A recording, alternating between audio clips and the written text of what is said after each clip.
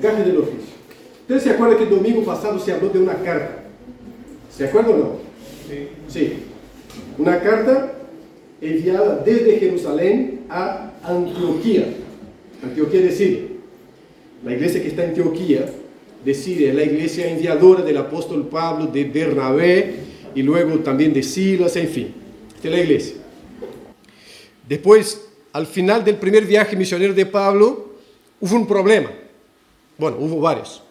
Pero hay uno que llegó para ser discutido, tratado en el concilio en Jerusalén, en la reunión de los hermanos allí en Jerusalén, liderada por Santiago, por Jacobo, ¿no? El hermano del Señor, y por Pedro dando su testimonio, y a partir de lo que Pablo y Bernabé yendo desde Antioquía a Jerusalén para tratar este tema. ¿Tá? ¿Ustedes se acuerdan cuál era el tema o no? ¿Cuál era el problema que estaba dando ahí, que estaba pasando, que Pablo y Bernabé tuvo que ir a Jerusalén, o se propusieron ir a Jerusalén para tratarlo? ¿Qué era?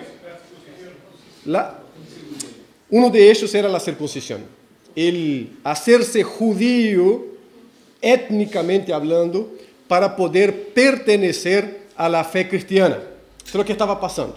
Entonces, por donde pasaba Pablo, enseñando, predicando, iba tras él, o ellos, un grupo de judíos, los llamados judaizantes, que eran aquellos que querían imponer también la tradición, las costumbres judías, en el caso la circuncisión, la comida y algunas otras cuestiones. ¿Tá? Entonces, esto llega a la iglesia de Antioquía también. La iglesia en Antioquía es una iglesia multiétnica. Hay gente, ya vimos, Bernabé, por ejemplo, es de Chipre, Pablo es de Tarso, en fin, hay un grupo, hay el Lucio de Cirene en África, en fin, hay un grupo multiétnico en esta iglesia a partir de un mover del Señor que está pasando, y este grupo también se ve incomodado frente a la imposición de tener que circuncidarse, por ejemplo, de tener que abstenerse de determinado alimento, de comer el jamón, de comer, en fin. Entonces, Pablo y Bernabé suben a Jerusalén. En Jerusalén se hace una reunión, es el primer concilio de la iglesia que se da en Jerusalén. La iglesia en Jerusalén, tal como vimos, es esa iglesia de la cual se imparte autoridad bíblica y la gente reconoce eso. Antioquía, que es un centro importante, y más, Jerusalén va saliendo ahora de la escena y va entrando Antioquía como iglesia en la escena de Hechos de los Apóstoles, por ejemplo. Y no nos olvidemos que Lucas, el escritor de Hechos de los Apóstoles, es selectivo. Entonces, no quiere decir que se menguó la iglesia en Jerusalén, sino que a partir de ahora Lucas va a dar énfasis a la iglesia en Antioquía, y tampoco menguó el ministerio de los apóstoles. Pedro ya desapareció de escena, va a aparecer ahora en el concilio, después desaparece otra vez. ¿Por qué? Porque el énfasis de Lucas ahora está en Pablo y Bernabé, pero ahora, como vamos a ver, Bernabé va a salir de escena también, y va a seguir Pablo con sus compañeros. ¿Por qué? Porque Bernabé dejó de ser el instrumento de Dios para la misión. No, porque Lucas decidió seguir el apóstol Pablo. ¿Tá? Es eso. La carta que ellos escribieron, voy a leer acá por las dudas, y ustedes van a acompañar ahí en Hechos, porque no la tengo acá proyectada, en Hechos capítulo 15.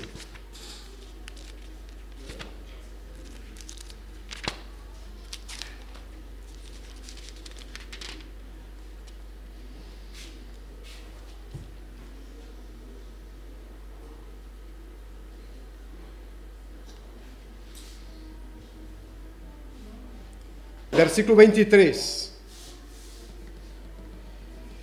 Hechos 15, versículo 23.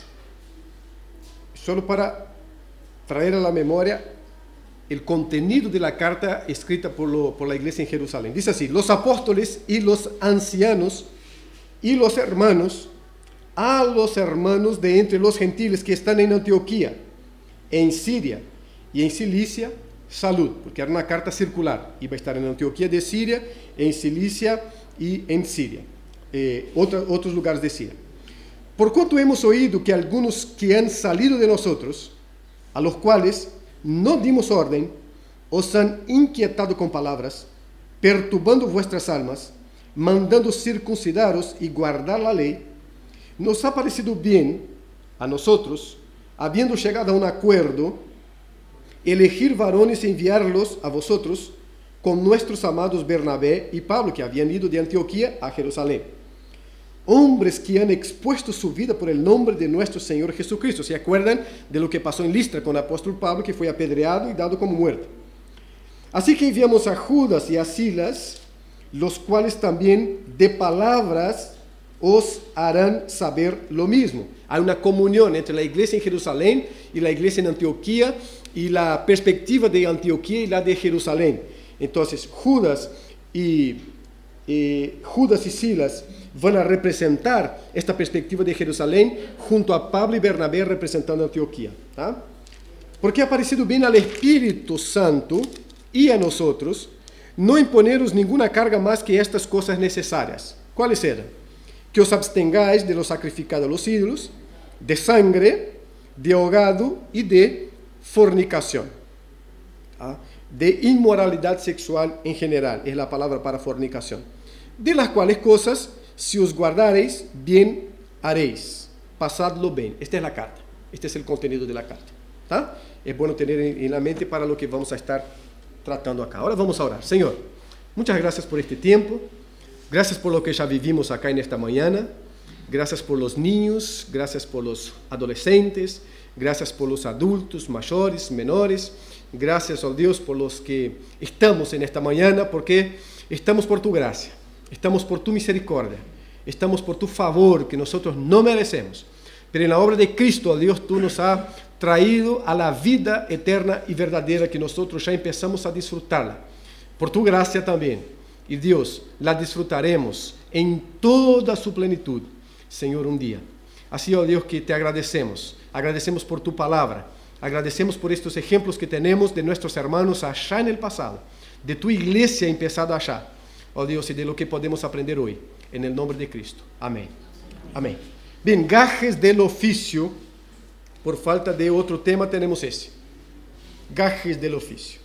Vamos a estar entonces. Ahí desconsideren el Hechos capítulo 16, versículo 5, porque si no iba a quedar muy largo.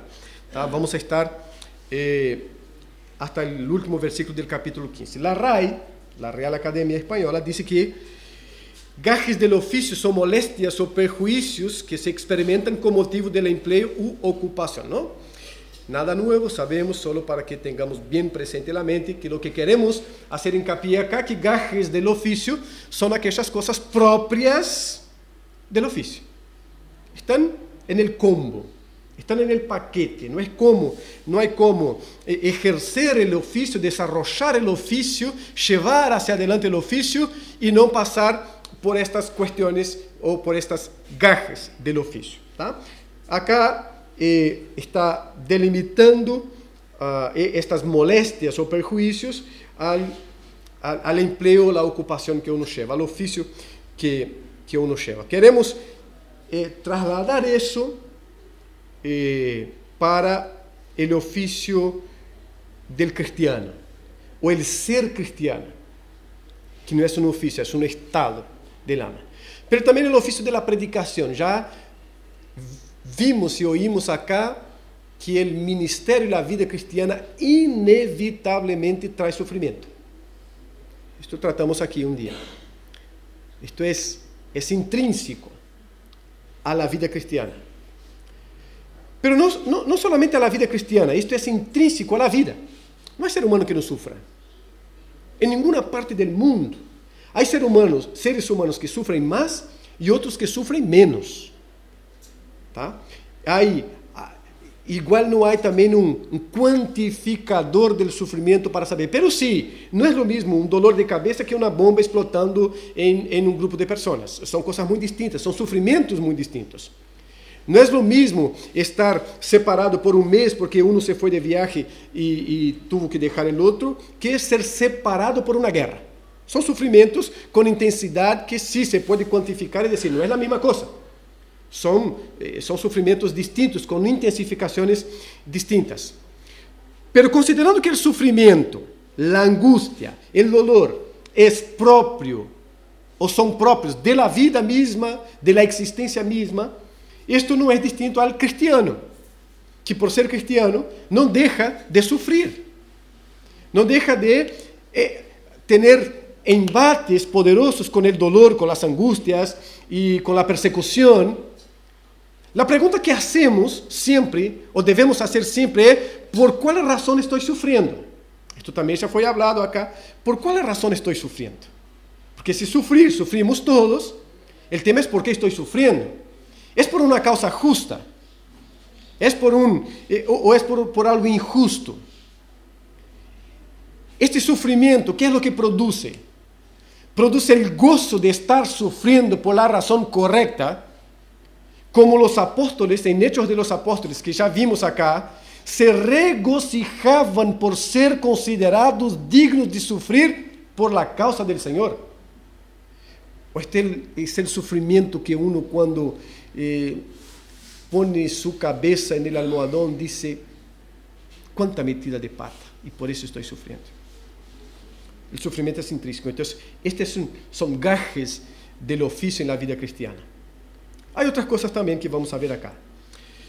La carta llega a Antioquía, es el primer destinatario de esta carta, es enviada a Antioquía de Siria, porque es desde allí el centro de dispersión del Evangelio ahora. No es tanto Jerusalén, sino que Antioquía. Vamos a ver estos primeros versículos, ¿tá? Versículos 30 al 35. Así que ellos, ¿no? ¿Ellos quiénes eran? Pablo, Bernabé, Silas y Judas. 2 que habían subido desde Antioquía y 2 que habían salido de Jerusalén. Formaron una comitiva y fueron a Antioquía de Siria. Así que ellos, después de ser despedidos de Jerusalén, descendieron a Antioquía y reuniendo a la congregación entregaron la carta. Acá está. Esta es la resolución de los líderes de la iglesia, de los apóstoles, de Santiago, el hermano del Señor, allá en Jerusalén. Cuando los hermanos la leyeron, se regocijaron por el consuelo que les impartía. Siendo Judas y Silas también profetas, el profeta es, ya en este momento así, es aquel que lleva ánimo, consuelo, exhortación a la iglesia por medio de la palabra del Señor. Este es el profeta, acá. No tiene nada que ver con lo que estamos viendo por ahí, con estas cosas todas, nada. El profeta, Judas y Silas fueron a la iglesia y por la exhortación, el ánimo, el consuelo que dan a la iglesia, ellos son caracterizados como profetas del Señor. Gente que lleva este consuelo por medio de la palabra. ¿Tá? No son sueños, visiones, declaraciones, determinaciones. No, consuelo por medio de la palabra del Señor. Exhortación por medio de la palabra del Señor. Entonces, siendo Judas y Silas también profetas, exhortaron y confortaron a los hermanos con un largo mensaje. Hablamos que Lucas es selectivo. Entonces, el largo mensaje no está acá, por ejemplo. Solo está hablando, fue un largo mensaje. ¿Cuánto tiempo duró? Un largo mensaje en aquel momento era largo, porque los que no eran largos ya eran largos. Cuando Lucas dice un largo mensaje, es al estilo de aquel que Pablo predicó y el chiquito se cayó de la ventana. Suerte que estaba Pablo para orar y resucitar, porque si estuviera yo, marchaba allí mismo y ya no hubiese resucitado. Solo en la vuelta de Cristo, ¿no? Después de pasar allí algún tiempo, fueron despedidos en paz por los hermanos para volver a aquellos que los habían enviado. Acá tenemos una pequeña cuestión que no altera el contenido y no altera la doctrina y no altera nada. Pero se dan cuenta que ¿quiénes estaban allí que habían sido enviados? Los hermanos eran desde Jerusalén, digo. Silas y Judas. Bien, eran 2. Fueron enviados de Jerusalén allá. Pablo y Bernabé apenas volvieron, solamente volvieron porque ya habían subido desde Antioquía. Bien, acá nos dice, después de pasar allí algún tiempo, fueron despedidos en paz por los hermanos. ¿Cuáles hermanos? Los de Antioquía, porque es donde ellos están. Es el lugar donde ellos dan un largo mensaje, donde ellos hablan y confortan y consolan a los hermanos. Y ahora son despedidos para volver a aquellos que los habían enviado. ¿A dónde? A Jerusalén. Pero a Silas le pareció bien quedarse allí. Entonces ellos fueron enviados, pero decidieron quedarse. Acá está la cuestión, ¿no? Fueron enviados, pero no, decidieron quedarse. Hay un término técnico que son acotaciones que se hacen a veces en el texto bíblico, y hay algunas. Por ejemplo, hay en Deuteronomio que decimos así: Moisés lo escribió, sí, Moisés escribió el Pentateuco y esta es nuestra creencia y es así que enseñamos. Pero hay parte del Deuteronomio que no es Moisés, Moisés ya está muerto. Y el Deuteronomio sigue. Entonces no creemos en psicografía, ¿no? De alguien que está dictando, no creemos. Entonces hay alguien que pone, escribe eso, bajo el cuidado del Señor también. Pero acá hay como una explicación, porque en el versículo, después 40, Silas sale de Antioquía con Pablo. Entonces, si él volvió a Jerusalén, él no puede estar en Antioquía. Y ahí los mejores manuscritos no traen el versículo 33. Está fuera. La NVI, algunas versiones de NVI, la NVI son varias, pero pone esto como una nota al pie de página. ¿Tá? ¿Por qué? Porque se basa en aquellos manuscritos que no traen ese versículo. Bueno, ¿qué es lo que altera eso? Nada. Silas va a salir con Pablo, pero lo quiero dar porque a veces uno lee con bastante detención y dice: pero fueron despedidos, volvieron a Jerusalén, pero decidieron quedar. ¿Fueron o volvieron? No, eso es lo que está pasando. Pero a Silas le pareció bien quedarse allí. Versículo 35. También Pablo y Bernabé se quedaron en Antioquía, enseñando y proclamando con muchos otros las buenas nuevas de la palabra del Señor.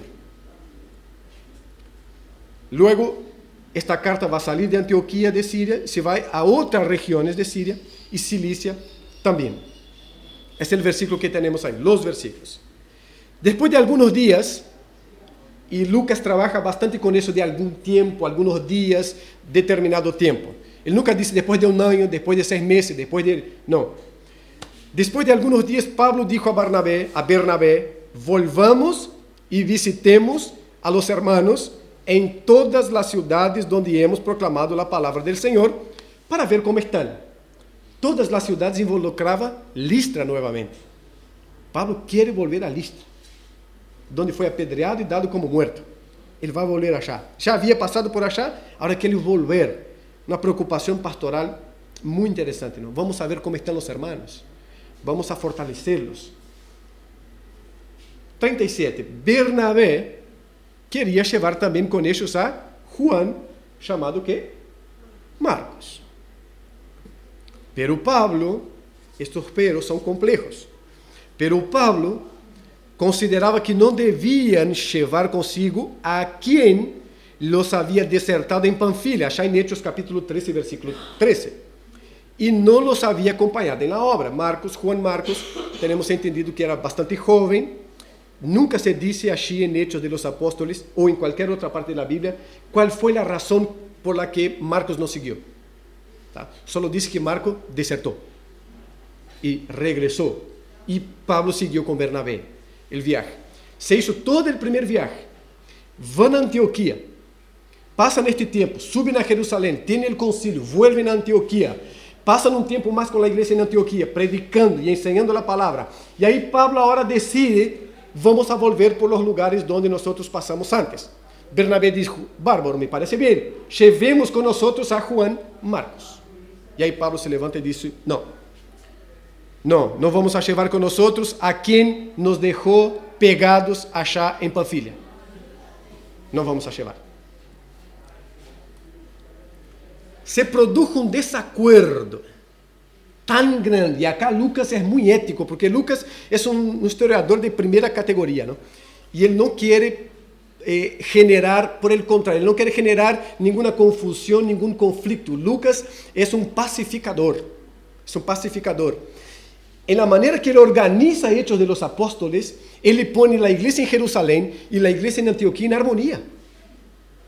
Mira, hay una carta saliendo de Jerusalén, yendo a Antioquía y predicando plena armonía y hermandad entre los judíos en Jerusalén y la iglesia en Antioquía. Lucas, en todo Hechos de los Apóstoles, va a seguir eso. No va a entrar por las cuestiones de los conflictos. Él va a pasar y va a hablar, pero no va a poner más leña en este fuego. Ahora, la cosa acá fue tan fuerte, entre nada más, nada menos que Pablo y Bernabé, que ele dijo, se produjo un desacuerdo tan grande que se separaron el uno del otro. Se separaron. Bernabé tomó consigo a Marcos y se embarcó rumbo a Chipre. Pero Pablo escogió a Silas y partió, siendo encomendado por los hermanos a la gracia del Señor. Bueno, aquí termina Bernabé. Bernabé ahora va a seguir, seguramente Dios bendiciendo muchísimo, pero la historia de Lucas sigue con Pablo. Es a Pablo que él va a acompañar. Y viajaba por Siria y Cilicia, confirmando a las iglesias. Bien, acá es solo para ponernos un poco en contexto de lo que está sucediendo. Le voy a pedir un favor. No sé con qué. Eso, Lucía, por favor. Eso.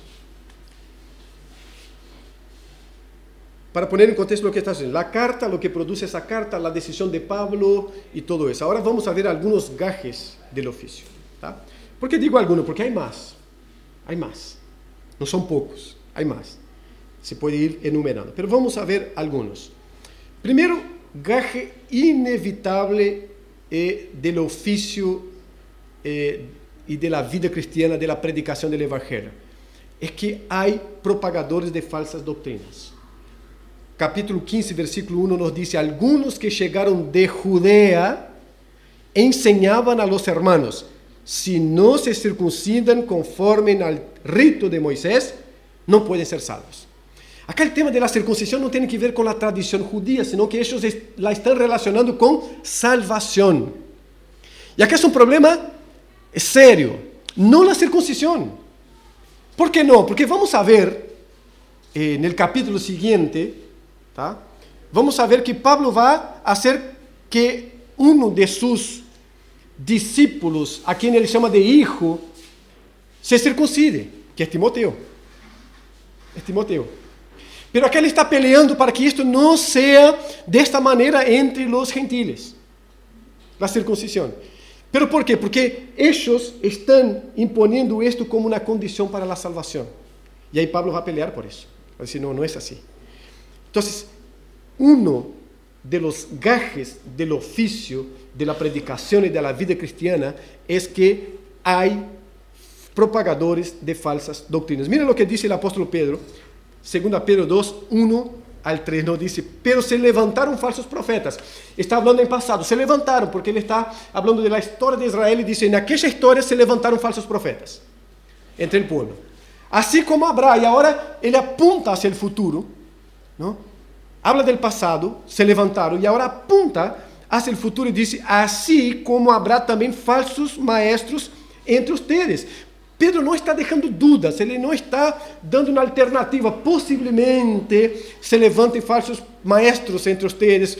Quizás no, pero puede ser una... No, Pedro está diciendo, en el pasado hubo y van a levantarse también falsos maestros entre ustedes.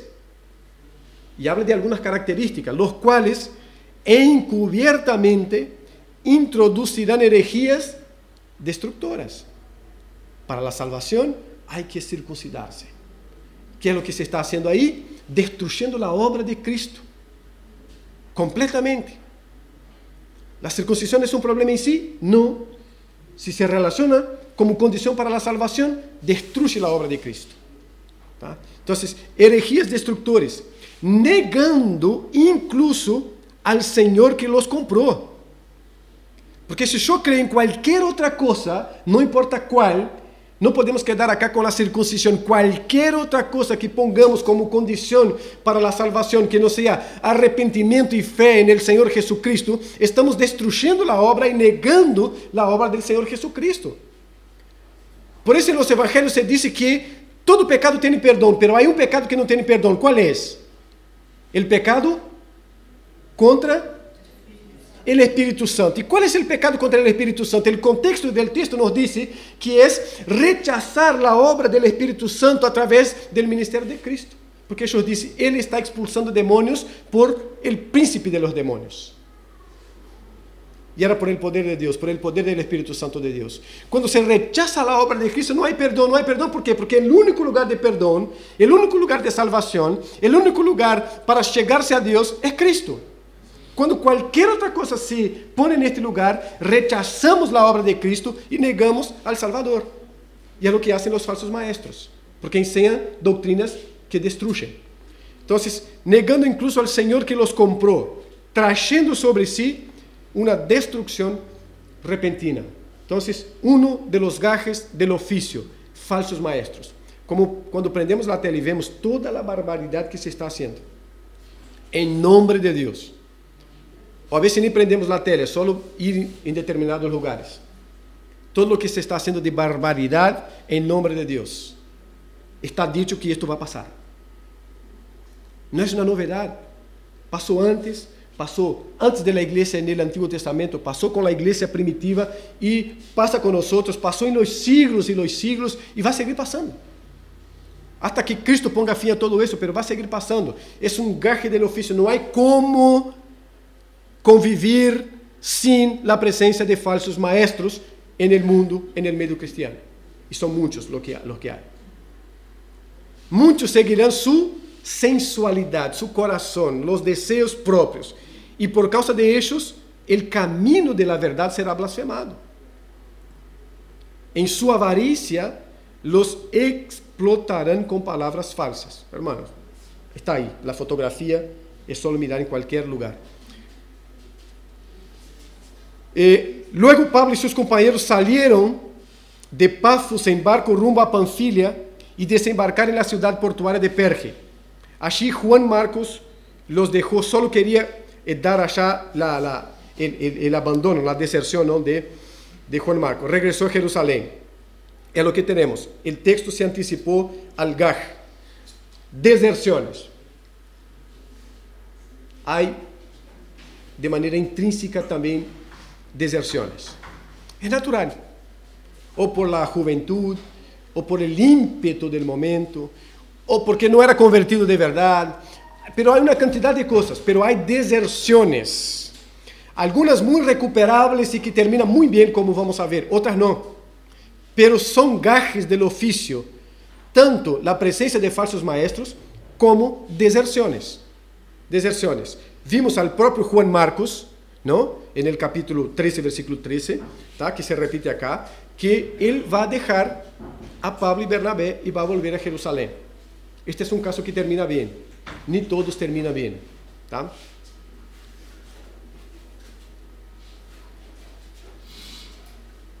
Desacuerdos.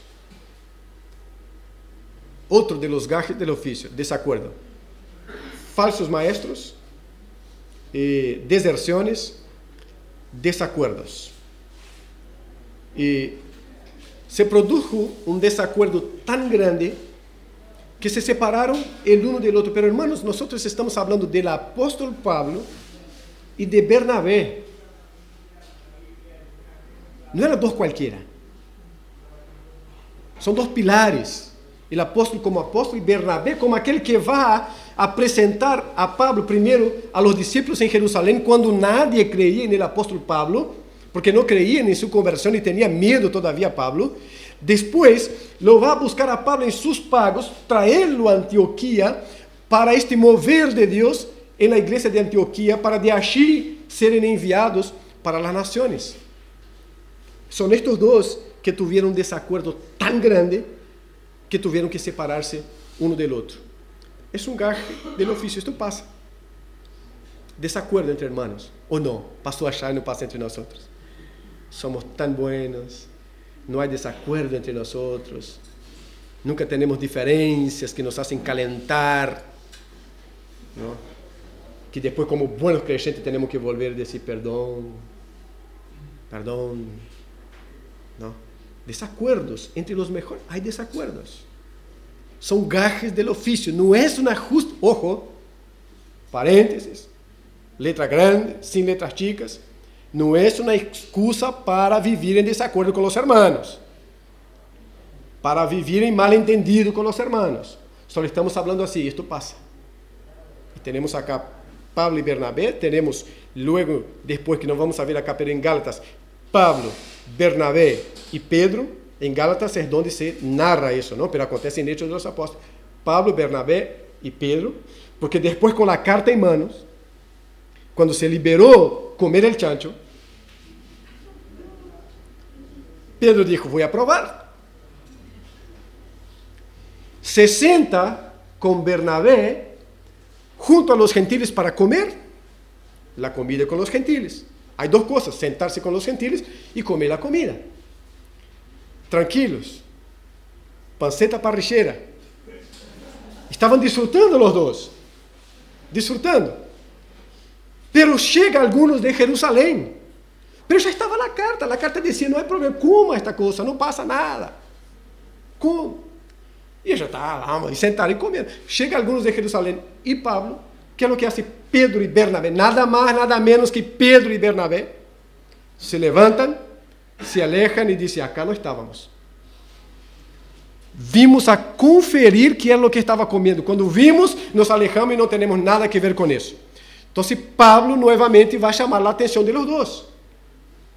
Lucas no dice el nivel del conflicto otra vez por su ética, y porque era un cristiano, no quería meter leña en el fuego, pero Pablo tuvo que llamar la atención. Pablo va a decir después en Gálatas.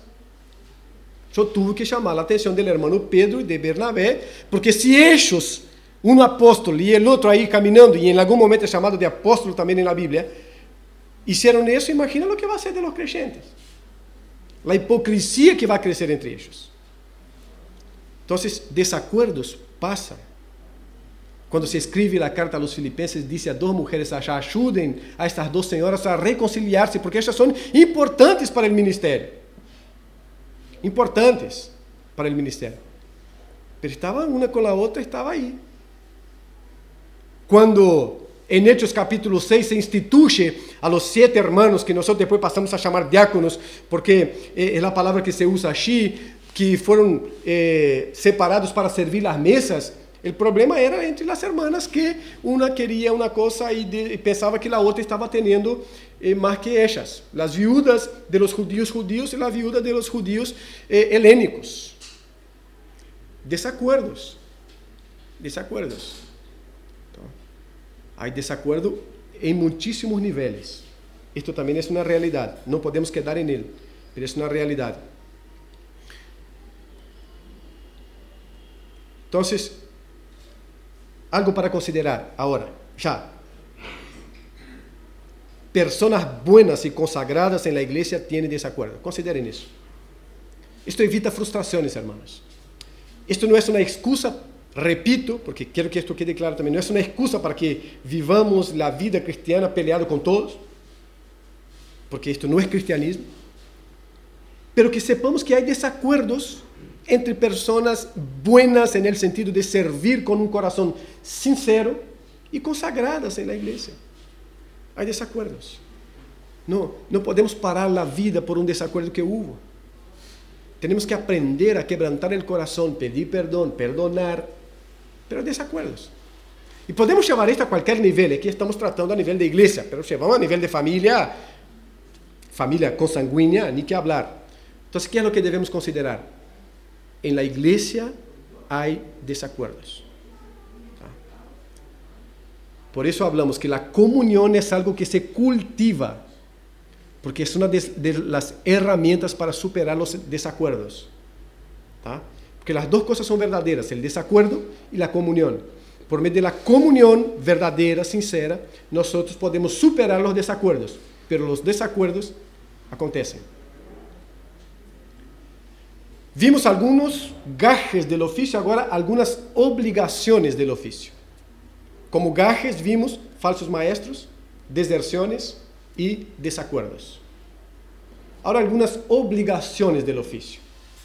Esto no busqué en la RAI, porque la Biblia nos da bastante. Primera de ellas, buscar la unidad en la diversidad. Ojo con la diversidad, por favor, estamos hablando desde la perspectiva bíblica. Buscar la unidad en la diversidad. Es una de las obligaciones del oficio. Tenemos por obligación buscar la unidad. Los apóstoles y los ancianos, allá en Hechos capítulo 15, a nuestros hermanos gentiles en Antioquía, Siria y Cilicia, saludos. hay un desacuerdo entre los judaizantes que quieren la circuncisión de los gentiles. Se junta la iglesia en Antioquía, una iglesia mayormente gentil, con la iglesia en Jerusalén, una iglesia mayormente judía. En esta diversidad, hermano, gente de África, gente de Jerusalén, gente de la Judea en general, gente de diversos lugares de Chipre, se junta esa diversidad de gentes salvas por el Señor Jesucristo y ahora van a buscar ¿qué? Unidad. Unidad. Mira, solo mirar nosotros, Venezuela, frontera, porque frontera no podemos definir. ¿De dónde es? Frontera. Frontera no tiene nacionalidad, es de la frontera. Entonces, frontera no es brasileira ni es uruguaya, está ahí en el medio. Y tenemos esta gente acá también, y más de una, ¿no? Más de una de frontera, que está indefinido en cuanto a lugar. Si cae para allá es brasileiro, si cae para acá es uruguayo. Y si vive mucho tiempo allá va a hablar, nosotros vai. Nosotros vai. Brasileiros, de verdade, pura cepa, allá de Rondônia, por ejemplo, de São Paulo, de Acre. Cuba, pura cepa, también está lejos, allá. Bueno, un piecito allá por Nueva York, un piecito acá, pero Cuba, pura cepa, está ahí. ¿Qué más? Argentina, más o menos. Más o menos, ¿no? Pero Argentina, al fin y al cabo, más de una también tenemos. Más de una. Peruana, que a veces aparece. ¿Tá? Enfim, está aqui. Estamos juntos. Todos, cada domingo, hermanos. Juntos, como iglesia, em unidade, a pesar de nossas diferenças. Porque temos que buscar unidade em la diversidade. Uno se senta para tomar mate, el otro se senta para tomar café, a uno le gusta el potaje y al otro le gusta el pastel de carne. Uno come la torta de zapachito. ¿Cómo me costó eso? Qué terrible era comer una tarta de zapachito, de puerro, de espinaca, hermano. Espinaca era solo del Popeye, con la Olivia Palito, que le daba fuerza. Aprendimos. ¿Por qué? Porque estas son las diferencias. Lo que nos une como iglesia no es eso. Es la verdad del Señor. Es la salvación de Cristo. Es el evangelio, que son las buenas noticias de que a los perdidos y muertos espirituales Dios trajo vida, y esta vida está en Cristo Jesús. Ahí está la unidad. La unidad está en la verdad de la palabra del Señor y no en la personalidad de aquellos que viven la verdad. No, acá cada cual de nosotros tenemos nuestra manera de ser, de vivir. Uno abre más la casa, el otro no. Uno aplaude, bate palma, e o outro não, queda como um blandengue de Artigas.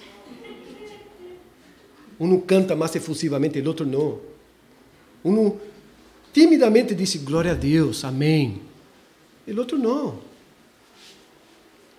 Em todo isso não há nenhum pecado. O tema é quando há pecado nas manifestações. Pero nisso não há nenhum pecado. O que há são diferenças em nossa personalidade, em nossa maneira de ser, e que estamos todos nós buscamos unidade em quê? Em la verdade da palavra do Senhor, e não em como eu me sinto ou como eu me levanto. Em los quilos que me sobram e em los quilos que me faltam. Não tem que ver com isso. A unidade se estabelece por meio da palavra e da verdade do Senhor. Juan, escribiendo una de sus cartas, dice: yo les escribo a ustedes para que nosotros tengamos comunión, para que ustedes también tengan comunión, y nuestra comunión es con el Padre y con Jesucristo. Comunión ahí. ¿Tá? Entonces, buscar la unidad. Mira qué linda este comienzo de la carta. Los apóstoles y los ancianos a nuestros hermanos gentiles en Antioquía. Qué manera hermosa de empezar una carta. Siria y Cilicia, saludos.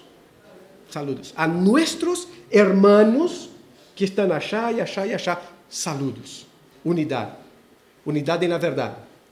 Ellos acá no están siendo superficiales, sino que se reunieron, escucharon la verdad, escucharon los hermanos, los apóstoles con autoridad divina establecieron un camino que quedó como un camino de principio bíblico, y ahí se produce la unidad entre aquellos que quieren la unidad. nos pareció bien al Espíritu Santo y a nosotros no imponerles, mira el que busca la unidad, no imponerles a ustedes ninguna carga aparte de los siguientes requisitos. Ahí se va a hablar, ¿no? La inmoralidad sexual, el animal ahogado y esas cosas todas, se va a hablar. Es eso acá, lo básico para que tengamos unidad en la diversidad. Para considerar acá entonces, ¿tá? Para considerar. La unidad cristiana debe ser desarrollada en torno a la verdad bíblica y no en torno a la personalidad de los creyentes. Lo que tiene que unirnos es la verdad bíblica y no la personalidad de uno y de otro. Esto genera afinidades, hermanos, son dos cosas distintas. Cuando estamos hablando de la unidad del Evangelio, estamos hablando así, nosotros todos como iglesia nos reunimos, adoramos al Señor juntos, pero ni con todos tengo la misma afinidad, es otra cuestión. Entonces, la afinidad o las afinidades sí están pautadas muchas veces en nuestra personalidad, en cómo somos unos con otros. Hay gente más reservada, entonces seguramente va a tener menos afinidad con un grupo mayor de gente. Hay gente más abierta. Estas son afinidades y nosotros como grupos nos juntamos por afinidades, pero como iglesia nosotros buscamos la unidad en la verdad del Evangelio del Señor y no en las afinidades personales. Consideremos eso entonces. Más obligaciones del oficio. Vimos gajes, pero también estamos viendo obligaciones. La primera que vimos es buscar la unidad en la diversidad. La segunda, ¿cuál es? Ofrecer nuevas oportunidades. ¿Cómo necesitamos eso? ¿Cómo necesitamos eso, hermanos? Y esta es una obligación del oficio. No se olvide, estamos hablando del oficio del ser cristiano, de la vida cristiana. Como predicadores, como cantantes, como no sé qué, pero de la vida cristiana. Bernabé quería llevar a Juan Marcos. O Juan também chamado Marcos. Bernabé tomou consigo a Marcos e se embarcou rumo a Chipre. Então se produce. Pablo disse, não há como. Ele disse, não, eu lo vou a levar. Então, Bernabé sale com Juan Marcos e Pablo sale com Silas. Agora, qual era a relação entre Bernabé e Juan Marcos? Primos, não? Tio e sobrino. Colossenses 4:10 nos diz... También Marcos, el primo de Bernabé. Entonces, la razón era esa entonces, porque eran parientes.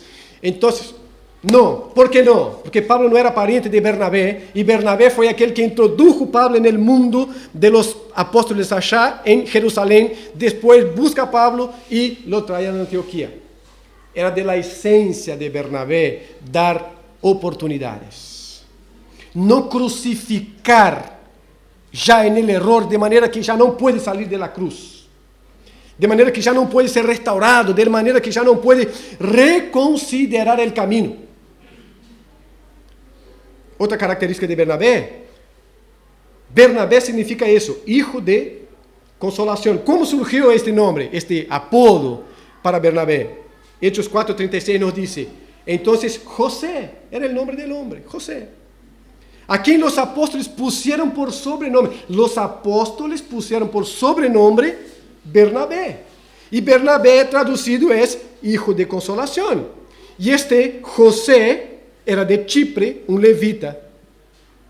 Ahora, en la esencia de este hombre se veía la consolación, la segunda oportunidad, la tercera, la cuarta. Se veía la exhortación, como caminar juntos, como decir, esto no se terminó, hay aún oportunidad de seguir y seguir haciendo las cosas bien. Estaba en la esencia de Bernabé. Poco reflexionamos sobre Bernabé. Yo creo que el propio Hechos de los Apóstoles nos lleva a eso, a concentrarnos en Pablo, y está bien, pero tenemos tanta cosa para aprender con Bernabé. Tantas lecciones. Y Bernabé es ese hijo de la consolación, y no porque fuera su apellido, sino porque los apóstoles lo vieron y dijo, este es Bernabé, este es hijo de consolación. Entonces, él no fue solo porque Juan Marcos era su sobrino, sino porque era de su esencia, dar nuevas oportunidades. Para considerar. mantenga siempre una puerta abierta para nuevos comienzos. Y acá, desde dos lados. De nosotros cuando nos equivocamos, pero de nosotros hacia aquellos que se equivocan, hermanos. Somos muy duros con el equívoco ajeno. Muy duros. Muy duros. Nos olvidamos que nosotros todos los días nos estamos equivocando en algo. No estoy hablando de pecado, adulteró. No, estoy hablando de equívocos. El de Juan Marcos no fue un pecado. En el sentido de decir, pai, en el camino vio a una hermosa chiquilina y su corazón se partió de manera que no quiso seguir la misión con Pablo y Bernabé. No, capaz que fueron las dificultades. Capaz que fue seguir a Pablo, que no era cosa fácil. En fin, no importa lo que fue. Pero no fue un pecado en el sentido de decir, pai, este no. Pero nosotros somos duros con los equívocos ajenos. Somos casi imperdonables con los equívocos ajenos. Y tenemos a veces esta dificultad de mirarnos a nosotros y ver que todos los días tenemos alguien dándonos una nueva oportunidad, alguien impulsándonos, y cuando este alguien no es nuestra familia, no es algo cercano, es Dios. Todos los días dicen, te equivocaste, pero ahora vamos a corregir eso y vas a caminar por el camino correcto. Viste que ahí te saliste un cachito para la izquierda o para la derecha, vení acá que te voy a poner otra vez en los trillos. Entonces debemos considerar esto con mucha seriedad. Un equívoco no puede ser un cerrojo de una puerta que no se abra más. Por el contrario, hay que haber un lugar abierto para nuevas oportunidades, para recomienzos. Y nosotros en nuestro equívoco tenemos que ver eso, para no entrar en las frustraciones y decir, no puedo más, no da más, me equivoqué. Todos los días nos equivocamos. Pero también tenemos que mirar hacia los que se equivocaron y decir, no, se puede corregir eso. Al menos que la persona no quiera, diga, no es así que quiero vivir así, de esta manera, quiero ser así. Entonces vaya a ser así. Pero si no, no podemos ser tan duros con el equívoco ajeno y tan blandos con nosotros. Tan blandos de decir, no, yo me equivoqué, pero soy yo. Soy yo merezco. Y con el otro, bajamos el fierro en la cabeza y chao. Bernabé mantuvo la puerta abierta. Y ahora pasaronse años. No fueron 3 días, pasaronse años. Quizás 2, 3, 4, 5.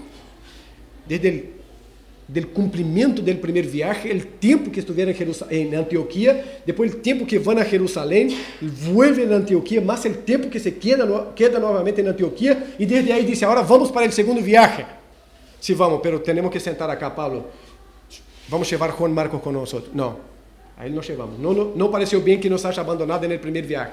No vamos a llevar, no vamos. Porque la palabra es que insistían, Bernabé seguía insistiendo para llevar a Juan Marcos.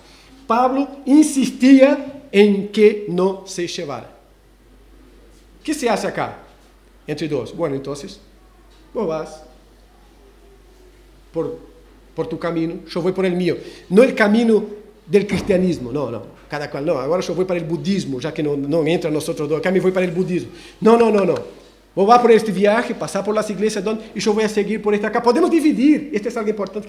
Podemos dividir, mira, ahí vamos nosotros dos y tenés que pasar por todo. Ahora vos vas a pasar por acá, yo paso por acá. Disminuimos el trabajo. Pero mantener la puerta abierta. Otra obligación del oficio. Desarrollar un corazón reconciliador. Esto pasa con Pablo, que se pelea con Bernabé, porque Juan Marcos no va a ir, punto final. Bernabé. Sí, Pablo, Bernabé va a ir y punto final. Bueno, entonces entre 2 puntos finales, cada cual sale con sus comas por los costados. Pero va a pasar algo importante, que al final, más al final de su ministerio, de su vida, Pablo reconsidera todo eso. Pero no solo Pablo, acá no podemos estar con la visión en uno. También Juan Marcos creció, maduró, seguramente reconsideró aquel episodio, aquel evento. Y Pablo también. De manera que uno ahora es útil al otro. Pablo por toda su experiencia, por toda su autoridad apostólica, y Bernabé Juan Marcos por su corazón transformado para el servicio en la obra del Señor. Miremos algunos textos acá. Pablo está hablando en 2 Timoteo capítulo 11, versículo 14. Solo Lucas está conmigo. Toma a Marcos, toma aquel que yo no quise traer hace tiempo, no sé cuánto tiempo. Toma aquel y tráele contigo, porque me es útil para el ministerio. Mira que cuando se cierra el corazón, deja de ver milagros importantes como esos acá. Si se cierra el corazón, no dice, no, aquel un día se metió la pata y ya no hay vuelta atrás. No hay eso. Pablo dijo, sí, metió la pata porque volvió, desertó, nos dejó en el camino, solo yo y vos. Pero ahora Pablo dice, tráeme a aquel que yo no quise en aquel momento. ¿Cuánta cosa pasó acá? Que Lucas nuevamente no nos dan los detalles, pero cuánta cosa pasó acá en el corazón de Pablo y en el corazón de Juan Marcos. En corazones creyentes tienen que pasar cosas así, hermanos. Los corazones creyentes a veces son piedras, rocas, donde no va pasando nada. Y cuando pasa no produce nada. Es como un tren sobre trilho, que es fierro con fierro. En corazones creyentes tiene que haber apertura para eso acá, para reconsiderar caminos, para dejar puertas abiertas, para poder reconciliarse. Dios es un Dios de reconciliación. Y por eso estamos acá. Si no, estaríamos todos perdidos. Estaríamos todos tirados como estábamos. Pero Dios es un Dios de reconciliación. Dios es un Dios que mantiene la puerta abierta para que volvamos a mí. Se repite varias veces en la Biblia. Volveos a mí. ¿Por qué? Porque la puerta está abierta. Es a la manera de Dios, por supuesto, pero la puerta está abierta. Entonces acá está Pablo, un apóstol más anciano, Marcos más maduro en la fe, dándonos este importante versículo sobre la reconciliación. ¿Qué pasó en algún momento? Toma a Marcos. El contraste es interesante. ¿Llevamos a Marcos? No. Ahora él dice, toma a Marcos y tráele contigo, porque me es útil para el ministerio. Los dos crecieron. La vida cristiana es un lugar para que ambos crezcamos, para que todos crezcamos. Y crecemos muchas veces por medio de estas cuestiones acá, de los desentendimientos, del que deserta. Crecemos por estos caminos. Es un lugar de crecimiento. Y no es para uno, es para todos. Por eso nos juntamos. Si el crecimiento fuera algo tan individual así, no había iglesia. Cada cual crecería en su fe desde su casa. Pero también en los desacuerdos, mediados por la verdad, crecemos en el Señor. Entonces, obligación del oficio, mantener un corazón reconciliador. Te saludan Epafras, mi compañero de prisiones por Cristo Jesús, Marcos, Aristarco, Demas y Lucas, mis colaboradores. Marcos entra en este selecto grupo de colaboradores de Pablo, junto a Lucas, Aristarco, Demas. Está ahí, corazón abierto. Está en Filemón el texto. Entonces, para considerar los errores que cometemos en la caminata, tienen que producir esa ahí, ¿tá? Tienen que producir en nosotros quebrantamiento, crecimiento espiritual y madurez en la fe. No es endurecimiento del corazón, es quebrantamiento. Los errores a veces producen corazones duros, tercos, pero los errores tienen que producir corazones quebrantados en el Señor, reconociendo que hubo un error con mi hermano, con mi hermana, hacia Dios, en fin, no importa hacia dónde, pero hay que haber eso. Y debemos considerar que esto pasa en la caminata y debe producir en nosotros este quebrantamiento. Crecimiento espiritual. Marcos creció espiritualmente.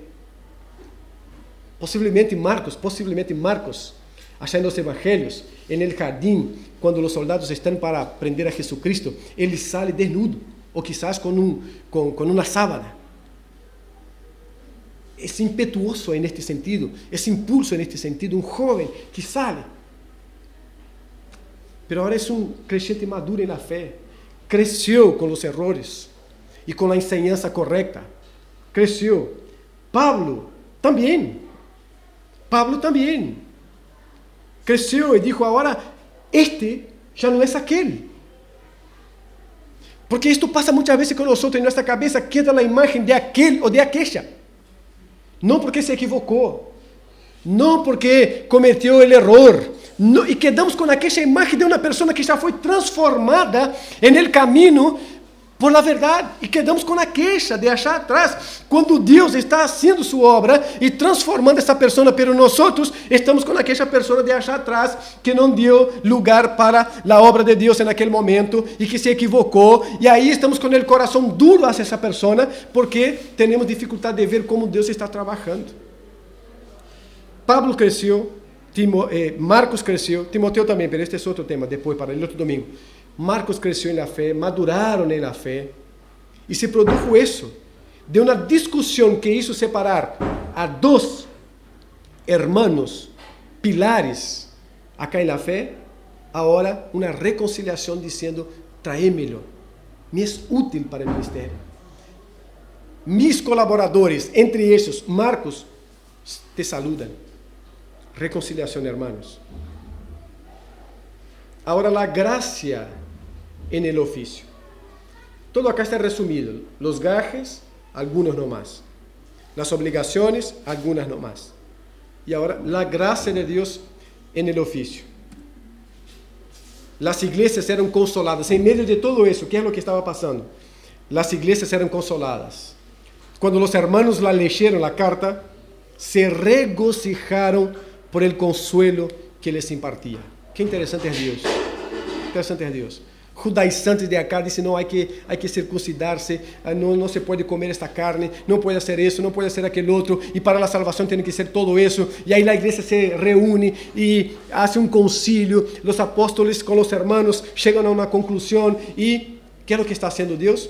Edificando a igreja está sendo consolada, a igreja está sendo fortalecida, os hermanos se estão regocijando, porque Deus trabalha em isso e a pesar de isso. Por encima de todo eso, la tónica de Hechos de los Apóstoles es que los hermanos, o el Evangelio, los hermanos seguían creciendo porque el Evangelio seguía siendo predicado. Seguía siendo predicado como el apóstol Pablo es apedreado y casi no es dado como muerto. ¿Y qué es lo que pasaba? El Evangelio seguía siendo predicado. Los primeros apóstoles van a la cárcel, uno pierde la vida, el otro no. ¿Qué es lo que pasaba? La iglesia seguía siendo edificada. ¿Qué es lo que Dios está haciendo en medio de todo eso? Su gracia está edificando la iglesia, en medio de los desacuerdos nuestros. Ahí como Pablo escribió en otra carta, mira, pero no vayan a aprovecharse de eso para que la gracia de Dios sea más abundante. Vamos a entrar en muchos desacuerdos para que Dios siga. No, Dios edifica también en eso. ¿Tá? El Evangelio seguía siendo anunciado. Siendo Judas y Silas también profetas, ya hablamos, exhortaron y confortaron a los hermanos con un largo mensaje. También Pablo y Bernabé se quedaron en Antioquía, haciendo ¿qué? Enseñando y proclamando con muchos otros las buenas nuevas de la palabra del Señor. Gracias del oficio. Por último, ¿no? De un par de misioneros se formaron 2 pares. Imagina isso. Que sabedoria lá de Deus, não? Havia um par de missioneros, Pablo e Bernabé, que queriam juntar en este par a uno más para ser un trío misionero. Salí los 3 para hacer todo el recorrido del primer viaje. E aí se produz um desacuerdo e uno pode dizer, agora já não vamos mais pobre de las iglesias achar, porque agora já não vamos mais, mira como estamos em desacuerdo acá. Não, em meio de isso, Dios forma 2 pares.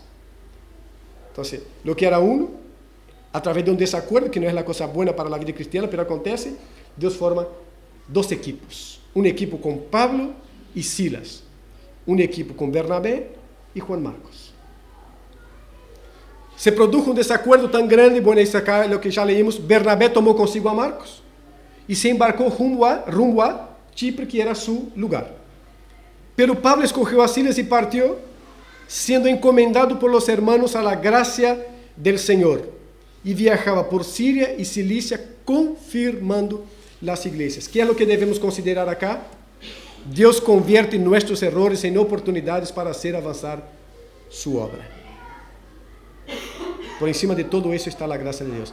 Esta iglesia no está viva acá porque somos buenos. Esta iglesia está viva acá porque ella pertenece a Dios. Y en todos nuestros errores en estos años, solo míos son 12.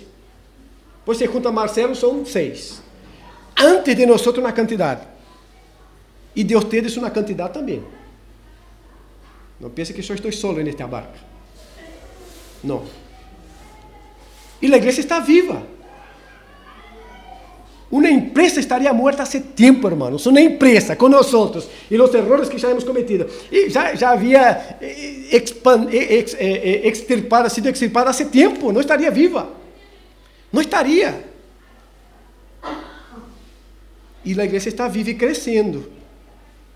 ¿Y por qué está? Porque Dios está obrando en ella y en medio de nuestros errores y equívocos, Dios nos va haciendo crecer, madurar en la fe, crecer espiritualmente, nos va quebrantando nuestros corazones y va haciendo su obra expandirse.